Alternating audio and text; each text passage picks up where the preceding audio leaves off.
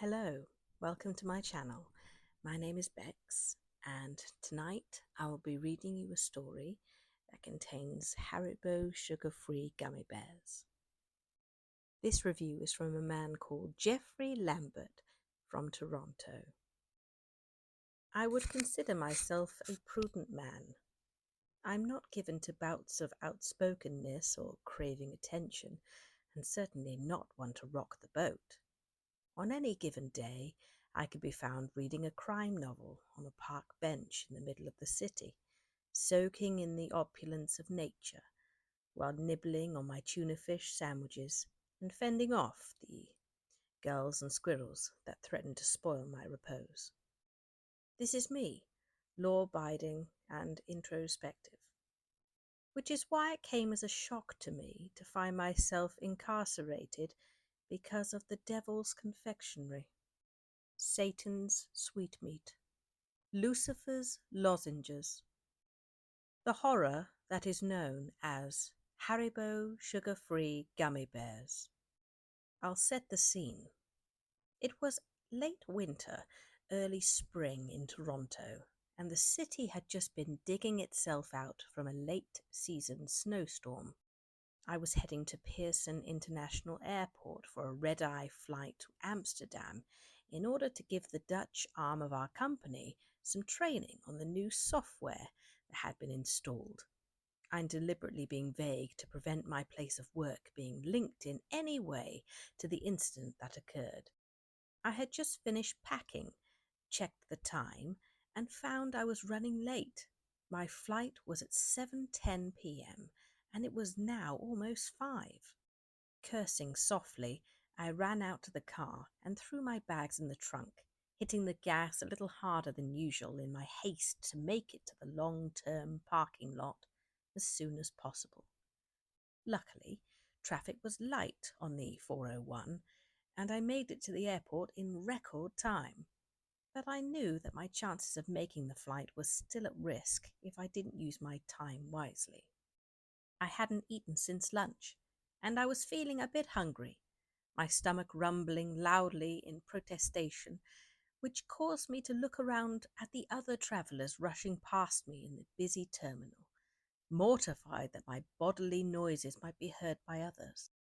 I briskly checked my watch and decided that I had enough time to grab a quick snack before going through the baggage check and security, and would get something more substantial once I was airside.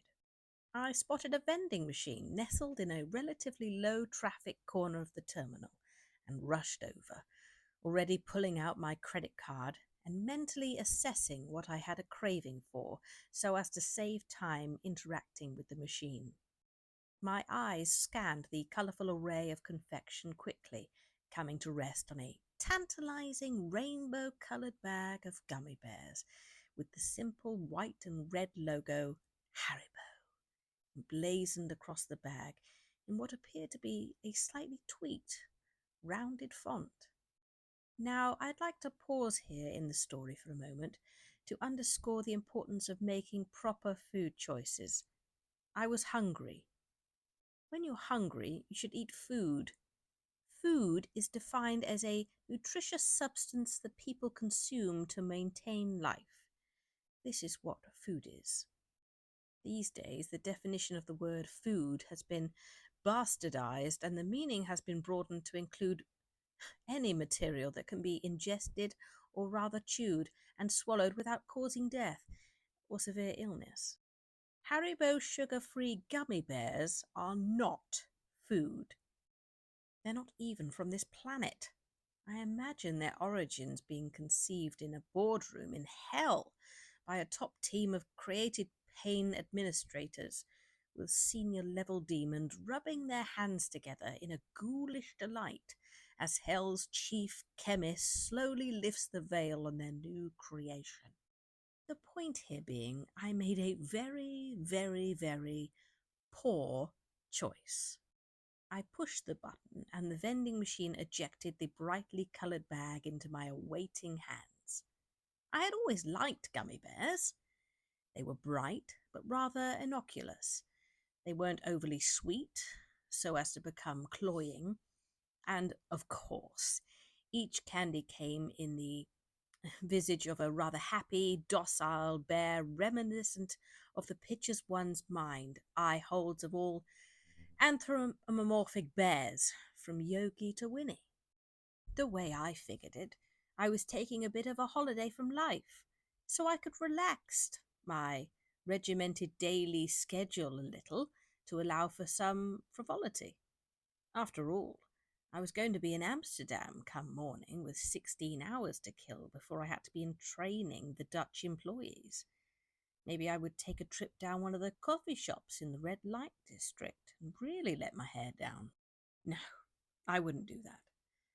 I would see that the area of the city from the bus as I went to the hotel, where I would eat at the hotel restaurant and drink sparkling water. So I better enjoy the gummy bears, my one extravagance, to commemorate my break from routine.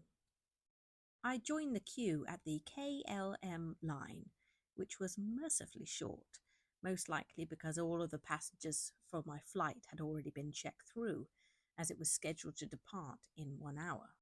I checked my watch again, frowned, and absent-mindedly opened the bag of the Haribo sugar-free gummy bears and began to munch on them as the line slowly advanced. To be fair, they tasted fine, just like every other manufacturer's brand of the colourful candy, and they were sugar-free to boot. This is what made the whole incident that followed so baffling. If they had tasted off, or different, I most likely wouldn't have continued to shovel them into my mouth absent-mindedly while daydreaming about what I would order to eat from room service in my hotel in Amsterdam. As I gave the attendant my e-ticket and she weighed my bags, the first of the pains began in my stomach. I thought nothing of it at first, chalking it up to the fact that I needed something more substantial than gummy worms to tackle my hunger.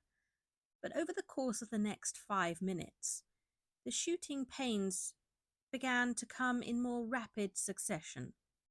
At this point, I had my boarding pass printed, and rubbing my stomach a little, I proceeded to security. I briefly entertained the thought of trying to find a restroom before going through, but at that point my discomfort was manageable, and I didn't think it was going to get any worse. Certainly not within the amount of time it would take to clear security. As I joined the line and started fishing for my passport to present to the agent checking tickets, I felt a thin sheen of sweat break out on my forehead and underarms, and my features flushed for a moment as a wave of heat washed over me.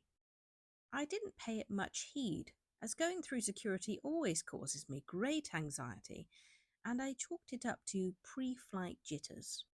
It was only when I stood face to face with the agent and handed her my passport and ticket that I had a glimpse of the agony that was about to begin. It felt like time rippled for a moment, as if my consciousness buckled, so intense was the pain that fired through my bowels. I grimaced and emitted a low moan, and felt myself take an involuntary step sideways. Stars shot through my head briefly, and my vision blurred and then snapped back into focus. The agent was staring at me with a slight consternation and asked me if I was all right. I pulled myself together, stood upright, and declared that I was fine, mortified that I had a lapse of decorum, not only in public, but at the security clearance of an airport.